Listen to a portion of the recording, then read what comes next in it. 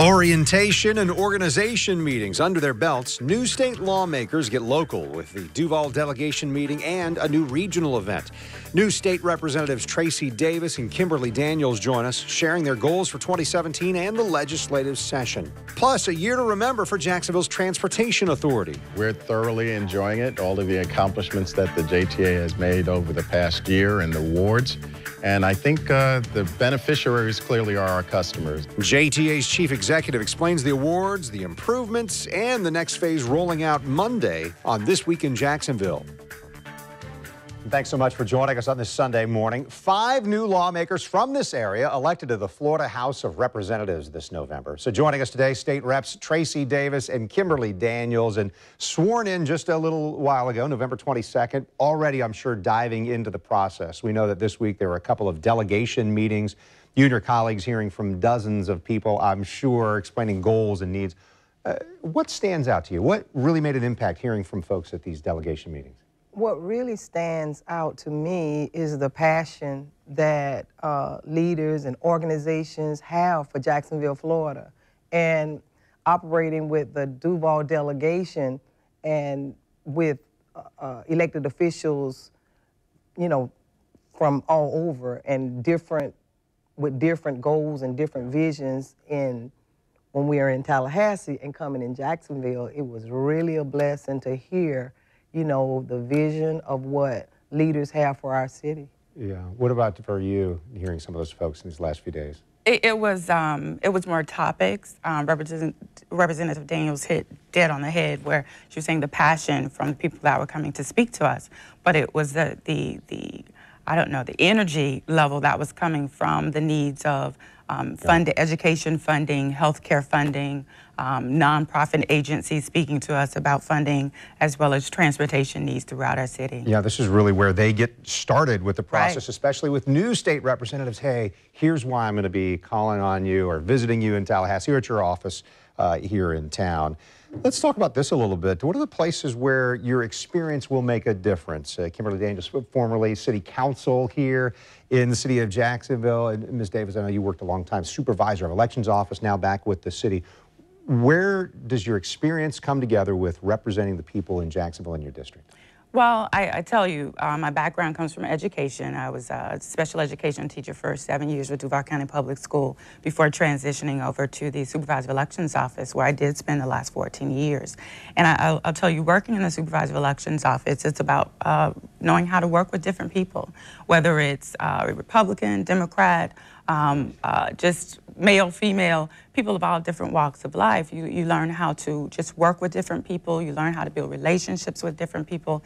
And I truly believe that the experience I had with the Supervisor of Elections Office will enable me to be able to, you know, work with all parties and work across the aisle. Yeah, and Representative Daniels, if you'll answer that, also kind of guide me to how you do this work as a Democrat, where we know that the House has a majority. 79 members are Republicans. There's 41 in the Democratic caucus, and then 22 first-time House members among the Democrats.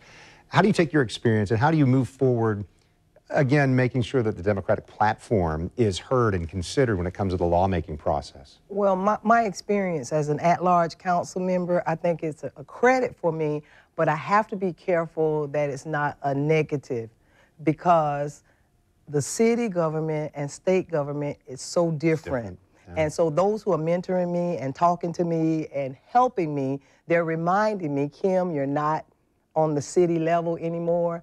You're not voting for the mayor's budget. You're voting for the governor's budget. A little bit bigger. It's not just almost 1 million people. It's 20 million people. Yeah, not a small budget. It's almost an $80 billion budget. So I have to have a shift in my mindset in adjusting first to the city-state difference and getting there, being the minority. You know, we have made it as Democrats before, and I really believe that we have a great group and a new generation of young leaders that are coming in, and we're not going to focus on what we can't do. We're going to focus on what we can do. And I think that will be a problem if we say, well, we're the minority. There's only 41 to 79, we have to be able to say we can get some things done, and that's the attitude that I have about it. Representative Davis, why don't you wrap us up on this topic? How do you do that? And you just spoke a moment ago about your experiences working across party lines. Really sounds like not even factoring that into your relationships and what you're trying to accomplish, right? Right. I like what Representative Daniels just said. You don't want to focus on what we can't do. We know we're the minority party in the House, and it's about focusing on what you can do. I just take her words right off of it, because, I mean, she could have wrapped it up herself. But it's about building the relationships. It's about building the relationships within the House, whether it's a Republican relationship, you want to build your relationships with your own party members. But it's about building those relationships to get things done and bring things back here to Northeast Florida. Yeah, and what I've heard for the lawmakers over the years who have the best reputation when their service is done are the people who were able to achieve that and work together for the good of the state of Florida in this case, or Northeast Florida, or what have you. I appreciate it. Great to get to meet you as new state representatives. I'm sure we'll be visiting again in the future. Thank you. Thank you. So it's been a banner year for the local transportation agency. JTA's Nat Ford joins us in our next segment on This Week in Jacksonville. Stay with us.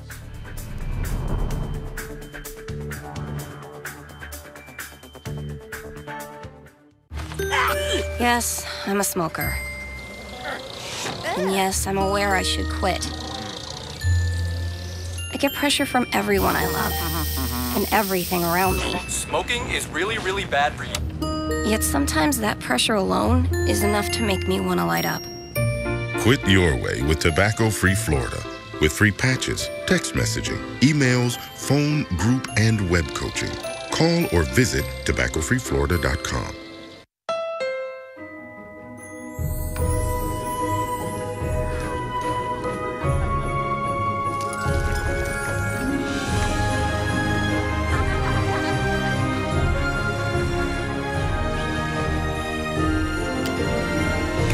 The most magical time of the year is also the perfect time to take home a new Honda. Like the Accord, the best-selling car in America. Hurry into the Happy Honda Day sales event, only at your Honda dealer. At Brakes for Less, all we do are brakes. And not just a two-wheel brake job, all four wheels for $139 on any car, truck, or SUV, foreign or domestic. All with a parts and labor guarantee. And we know your time is important, so we'll have you in and out fast. And remember, everyone wins Wednesday, when every job is 15% off. Brakes for Less, with 8 locations throughout Jacksonville, Orange Park, Jacks Beach, and St. Augustine. You know what has pinpoint accuracy? The jets that take off from NAS Jacks and land here on a narrow flight deck in the middle of the ocean. You know what else has pinpoint accuracy? The Weather Authority forecasts on News 4 Jacks. They show you exactly what time a shower will pop up in your neighborhood, so you know when the weather will impact your day. The Weather Authority on News 4 Jacks. Always watching, always tracking. You're watching This Week in Jacksonville with Kent Justice. And thanks for staying with us on This Week in Jacksonville. Nat Ford is with us from JTA, the CEO, and this has been a really big year for the JTA, hasn't it? Thanks for having me, and yes, it has. I mean, it's been a banner year. We're thoroughly enjoying it, all of the accomplishments that the JTA has made over the past year and the awards. And I think the beneficiaries clearly are our customers, and they're seeing a much better run, more reliable system out there. Well, one of the things your office mentioned is that total ridership is up 3.5% compared to the same time the previous year. So yes, more people are riding or using. And tell me about this specific award that we were talking about, Mid-Size System of the Year. What does that mean, and what did you do to achieve that? Yes, so the American Public Transportation Association is our industry association for public transit, and the JTA, amongst all of the competitors or different systems around the country, we were selected as the top system in 2016. And it's, you know, what they measure is actually your on-time performance, how reliable you are in terms of your system, your safety record, your customer concerns, be it complaints or compliments. And then they look at some of the initiatives that you implemented over the past year or so. And if you recall, we've done everything from compressed natural gas buses to real-time passenger information. And I think our system has been recognized as being the best amongst the best in this country. Yeah, since you started here in Jacksonville, we've talked maybe annually and maybe That's a little right. more frequently than that. But I know a year ago at this time, we were talking about launching something new called the First Coast Flyer. Explain that, and it sounds like it's done pretty successful because I know you're getting ready to do a new phase as well. Yeah, that's right. Last year we opened up phase 1, which was the Green Line. That Green Line operates in the Lem-Turner corridor between downtown and 295. And that is a premium service that we've implemented. We have bus frequencies, a bus every 10 minutes, something that's very unique to our system. And we launched that last year. It's over 500,000 riders on that service. On-time performance is about 93, 94%, so very reliable service. And at the same time, I mentioned the real-time passenger information. We launched Wi-Fi, so each one of those buses are at an actual hotspot. So when you're riding that service, very frequent service, direct, right from the 295 area to downtown, almost in 40 minutes or so. It's a very premium service. Yeah, you also, guys, you launched an app last year. That's and you right. did some other things so that I'd be able on my phone or mobile device find out, well, where is that bus I'm looking for and when's it going to be where? That's the real-time passenger information, and it's called NextBus, and you're able to pull that up, pull that app, and download it to your phone or your mobile device, and you're able to see when buses are arriving and departing. So we've added all of these technological advancements that, one, makes our system much more reliable, faster, convenient to use, and it was recognized by APTA as just a major turnaround for a transit system of our size. And we're very proud of that award and that recognition. Well, I want you to talk a little bit about what's getting ready to launch tomorrow. I've got some flyers here that say, come get hooked, and talks about First Coast Flyer, not just Green Line. There's a new line you're launching tomorrow, right? That's right. So Blue Line is launching tomorrow. So that's phase 2. And so Green Line last year, Blue Line December this year. And we're once fully built out, we'll have 57 miles of First Coast Flyer. The Blue Line will cover the segment that will run from downtown to the Avenues Mall using Phillips Highway. Again, premium service, bus every 10 minutes. The next phase will be the East Line going out to the beaches, and then we'll have a Southwest Line. And so once it's fully built out, 57 miles of premium bus service with all of the bells and whistles, Wi-Fi, real-time passenger information. I think it's appropriate for our community at this juncture to have really good transportation choices. And whether you use an automobile or you elect to use public transit, we're giving you first-class options. Now, let me ask about a couple more things before we go. One is about the future of the Skyway. Yes. Over the last year, since we talked about it previously, I know you've asked for a lot of input from other folks. What are you hearing, and what's next for Skyway? So the next step is next week we are presenting to our board a year's worth of work by the JTA staff. If you recall, we had a task force that worked with the JTA staff to determine the future of the Skyway, and the short answer was keep the Skyway, but look at how we can expand it. We have worked over the past year doing a great deal of research. We've looked around the world at people movers and similar type systems in urban areas and downtowns that are used to move people around quickly. And we've learned a few things. One, clearly expanding the Skyway in its current form it doesn't make sense. We really need to look at the new technologies that are emerging. Driverless vehicles, autonomous vehicles are not so far off into the future. I think they're in the near future. So with that in mind, as we look at expanding the Skyway, we need to look at converting it to a new type of vehicle.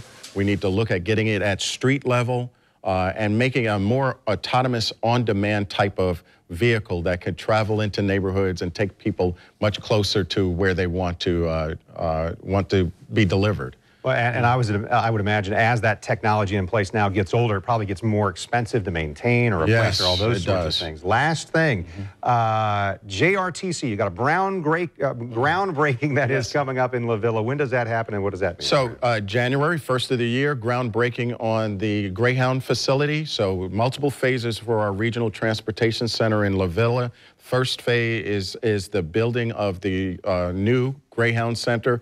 We break ground in January 2017. January 2018, they move into their new facility. And then that'll be followed with the JTA Regional Transportation Center, the JRTC, and our administrative building in the following years. So after a great 2016, looks like you've already got things in place for 2017 to be terrific too. The JTA is rolling. Thank you so much. Nat Ford from JTA, thanks. Thank you.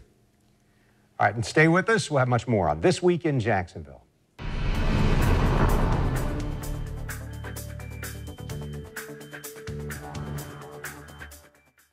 Start writing your style wish list. Right now at Men's Warehouse, it's buy one, get one free on great gift ideas. Select suits are $179.99. Plus, top it off with 60% off outerwear and all dress and casual pants. Happy holidays from Men's Warehouse.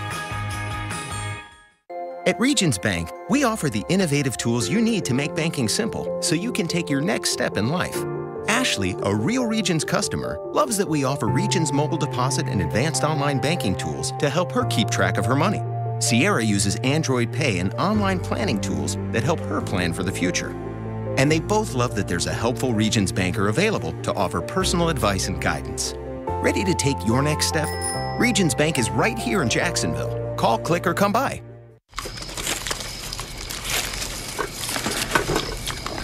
Whoa, this is awful. Try it. Oh, no, that looks gross. What is that? You gotta try it. It's terrible. I don't want to try it if it's terrible. It's like mango chutney and burnt hair. No, thank you. I have a very sensitive palate. Just try it. Guys, I think we should hurry up. If you taste something bad, you want someone else to try it. It's what you do. I can't get the taste out of my mouth. If you want to save 15% or more on car insurance, you switch to Geico. It's what you do. Shh. Dog, dog, dog, dog, dog, dog, dog, dog, dog. It's the season for sugar and spice. Measuring, mixing, melting, stirring things up. It's a sip, a taste, a nibble. It's the perfect time to let us do the cooking. Find the perfect platters for your event in our Gather and Share brochure. Publix, where shopping is a pleasure. What makes a great custom suit? Fabric sourced from the finest Italian mills, details handpicked by you, and made right here in America in just 3 weeks. I'm Joseph Aboud. This is my custom suit. Now available at Men's Warehouse. The Supreme Court's taking up an important issue regarding immigration. The High Court will decide whether people who are detained for more than 6 months have a right to a bond hearing. Now, these are not the usual deportation cases where people are deported within a month or two of their detention. These are people legally in the U.S., lawful permanent residents who the government is trying to deport because they committed a crime. Problem is that their cases take a long time, on average, some 13 months. The Supreme Court heard arguments during the middle of this past week. So joining us now, Dr. Michael Hallett, UNF criminology professor, who's done some research on private prisons. And so what we want to discuss here at this point is what President-elect Donald Trump's support for private prisons may mean for illegal immigrants. Dr. Hallett, thanks for joining us. I guess let's start here. Do you believe that the Trump administration will change or reverse some of these recent U.S. Justice Department decisions on dramatically reducing or even abolishing private prisons, that is?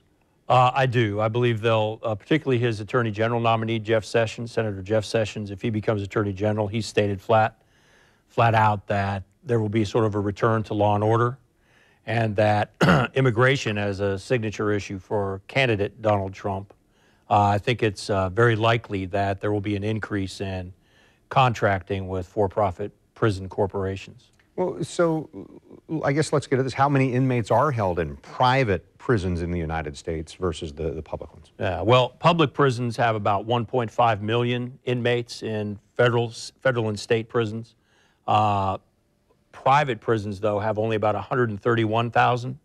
And the reason we got to private prisons was what? The promotional aspect was, hey, we're going to be able to save money or have more control or less control? What was it? Well, private prisons are really a creature of supply and demand, and the industry was really born in the early 1980s when the country decided to declare war on drugs and the incarceration rate dramatically increased. So a lot of jurisdictions found themselves with literally a surplus of inmates, more inmates than they had bed space. And so the industry started in Tennessee with a proposal from a private corporation to manage and eventually build their own privately run prison systems under contract with states. So as demand for bed space increases, the private prison industry profits. And as demand for bed space decreases, their fortunes decline. So within the last several years, 2, 3, 4 years, the incarceration rate in the United States has fallen off about 4 or 5%. So as recently as August, the Justice Department issued a statement saying they wanted to discontinue contracting with for-profit prison corporations for the housing of illegal immigration detainees. And so their stock literally plummeted dramatically the next day. But on the day that President-elect Trump was November 8th elected, their stock went right back up. Because the thought is that there will be still a desire for at least those contracts pending for private prisons. So wrap this kind of topic up. You've done your research. You've written a couple of books kind of on the topic. What is the controversial nature here, and what's the future for private prisons in America? Well, the controversy is lots of people, first of all, on a moral basis, don't believe that it's right to be making profit off of the incarceration of human beings. Another aspect of the controversy has to do with the fact that oftentimes it's been found that for-profit corporations cut corners, and human beings, detainees in for-profit prisons, often suffer medical issues and don't get the kind of care they need on everything from security to medication. So the industry has come under some scrutiny here in Florida as well as nationally, both in terms of immigration detention as well as domestic citizens kept inside private prisons. Yeah, Dr. Hallett, I appreciate it and appreciate the breadth of knowledge. You and I just chatting before we got to visit here. There's a lot I didn't understand about it, so thank you for sharing and filling us in this morning. My pleasure. Thank you. Well, frustrated all around. News on the city's pension crisis and the possible damage done to Mayor Curry's plan. That story's next on This Week in Jacksonville.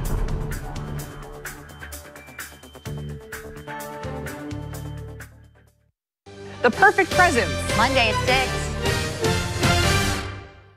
6. Turn pizza night into family dinner night with Papa Murphy's new $5 Faves value menu. For just $5 each, add a fresh garden salad, scratch-made 5-cheese bread, a $5 Faves pizza, or chocolate chip cookie dough. Just $5. It's a real value. 2 more bites. And real leverage. Finish your dinner with Papa Murphy's new $5 Faves value menu. Order online at papamurphys.com. Love at $5 each. This is my everyday. Up early, rush to get ready, wake her up for school, catch the bus to put in a full day here, get home in time for dinner and her homework, then off to bed, so I can do it again tomorrow. Choosing my M Better health plan helps me focus on my health, see my doctor, get my flu shot, and earn rewards. I'm making better choices to be a better me. Better is an even better me. There's no place like Jacksonville. I grew up here, raised my kids here, and now I'm looking after my folks here. And well, I could use a hand. Hey, we hear you. It's why AARP is supporting family caregivers like you with free tools and resources. And since caregivers need care too, we're connecting with you at fun, free events like movie screenings. If you don't think this is right for me, when you think AARP, then you don't know art. Get to know us at aarp.org/Jacksonville. This is Pastor R.J. Washington of the Titus Harvest Dome. Join us on Channel 4 every Sunday morning at 9:30 a.m. We're going to have a God time. Yes. Don't let stress get the best of you. We show you how to tap into your inner calm. And it could change the way you feel forever. Plus, Ann Burrell whips up 15-minute meals all new us. Monday at 4 on Channel 4. You're watching This Week in Jacksonville on Channel 4. And thanks for staying with us. You know, city leaders are still trying to figure out why Jacksonville could be on the hook for an additional $45 million per year to pay off pensions. This week, Mayor Lenny Curry announced that he was upset over the idea that the Police and Fire Pension Board might have violated state laws. Well, that's in terms of calculating how much the city would have to pay. He told us that he would work to get answers. And Channel 4's Jim Piggott filed this report you're going to see after speaking with city council members, the pension board, and the mayor to try and figure out how all this happened. This is such a complicated issue that the mayor and city council, they're still trying to figure out exactly what happened. But here's what we can show you. What it is the figures just aren't adding up. This year, we're paying $150 million into that pension deficit. But what's going on is they hope that that would have paid off the $1.7 billion for the police and fire pension fund. But those numbers just weren't right. And now they're finding out they have to add an additional $45 million, so they'd start with $195 million and paying off even more until they can pay off over $2 billion in that fund. And that's the problem, because the mayor says that money's not there. Mayor Curry still very frustrated today, trying to get answers as to how this happened. Was the pension board covering up how much money the city was in the hole? To wake up and be told that there's a potential additional $45 million per year costs laid at the feet of the city, laid at the feet of taxpayers, because the actuary, it appears, wasn't following standards under state law. It's just tiring. I know the people are tired of it. But the new executive director of the pension board says they weren't trying to hide anything. And the report is a draft. He says it could change. Well, I want to work with the mayor's office of general counsel to get the answers to the questions that the mayor has asked. I'm going to continue to ask the tough questions, and they can continue with the foul language and the personal attacks. It doesn't change the facts that they have to answer the questions. So now all sides plan to meet and see if there really is a problem and what can be done to fix it. For now, it looks like it will be taxpayers who could fork out more in the next budget round. Jim Piggott, Channel 4, the local station. And Mayor Curry wants to make a major change to a 50-year-old Jacksonville expressway. The Hart Bridge. The mayor says that he wants to tear down the elevated portion of the Hart Expressway in front of the stadium. He claims it's a matter of public safety. And you see the mayor making a pitch to a City Hall meeting of local legislators trying to help get state funding. There are no emergency lanes. It's over 50 years old, 25% capacity used. So it's lived its time. It's lived its time. Mayor's office is asking the state for $50 million for the project, and that's because the Hart Expressway is a state road. And Flagler College has a new president. Dr. Joseph Joyner has been asked to run the college by the Board of Trustees. Dr. Joyner is currently the superintendent of the St. Johns County School District. He's retiring, but he served in that position since 2003. He's going to start as president of Flagler following the end of the 2016-2017 academic year. And we're working hard to introduce you to the new superintendent of schools in St. Johns County and visit with outgoing Super Joe Joyner. Plus, State Representative Jay Fant leads the Duval Delegation now. We'll hear from him in a show coming up. I'm Kent Justice. Thanks so much for watching. And remember, This Week in Jacksonville airs each Sunday morning at this time. You can find us on Channel 4 and online at news4jax.com.